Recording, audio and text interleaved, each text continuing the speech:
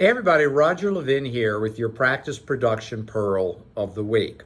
This one's going to be a wild ride because there's an interesting concept that we teach at Levin Group, and this is based on data, that almost every practice, this is probably you, can grow 30 to 50% in about 3 years. Now, let me give you a number of applications of that data.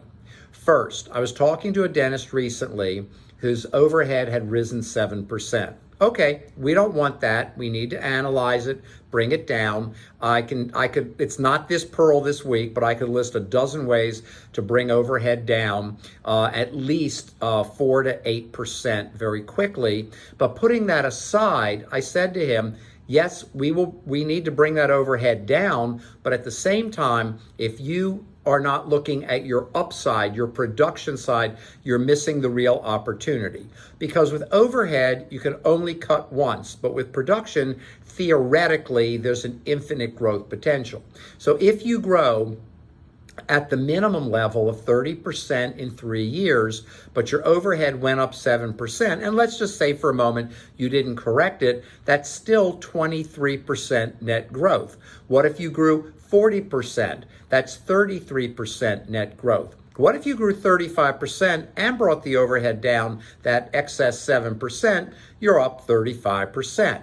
So it's really important to understand when costs are rising that one of the solutions has to be raising production. Now, there are many, many ways to raise production, and that's not really the point of my pearl this week. My point is to simply understand if you focus only on overhead, and we should focus on overhead and bring it back down to where it belongs, then that means you have the opportunity to cut once. You can't cut most things twice. You can only cut once. It's a limited benefit. It's a benefit, but it's a limited benefit. And again, my message is, yes, keep your overhead in line.